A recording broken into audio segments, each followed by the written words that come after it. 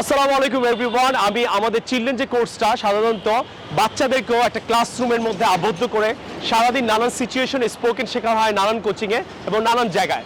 So আমি যেটা decision নিলাম আজকে থেকে যে এই বাচ্চাদেরকেও কিন্তু আমরা বাইরে নিয়ে গিয়ে প্র্যাকটিক্যালি ইংরেজিটা শেখাতে পারি, কিভাবে কনভারসেশন নানান সিচুয়েশনে করতে হয়।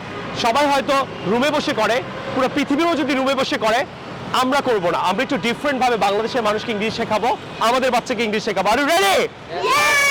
Are you ready, guys? Yes, sir. I got to go. I got to go. I have to go না বলে I got to go. তুই বলো could you please, can you না বলে কি বলবো? Could you please রিকোয়েস্ট করবা, বলো could you Could you stop? please drop me? Yes, of course. Of course.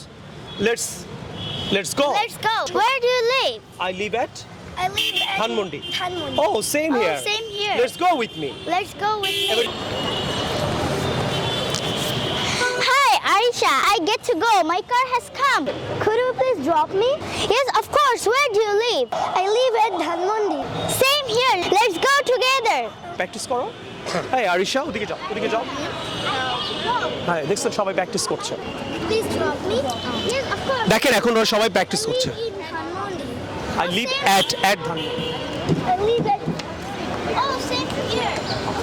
So আমার মনে হয় এইভাবে যদি আমরা ট্রাই করতে থাকি, এইভাবে যদি বাংলাদেশে বাচ্চাদেরকে ইংরেজি শেখানো যায় একটু প্র্যাকটিক্যালি, কোচিং সেন্টারের টিচাররা যদি একটু কষ্ট করে বা এই ভিডিওটা দেখে তারা শিখতেও পারে, আমার মনে হয় বাচ্চারা খুব ভালো ইংরেজি শিখতে পারবে।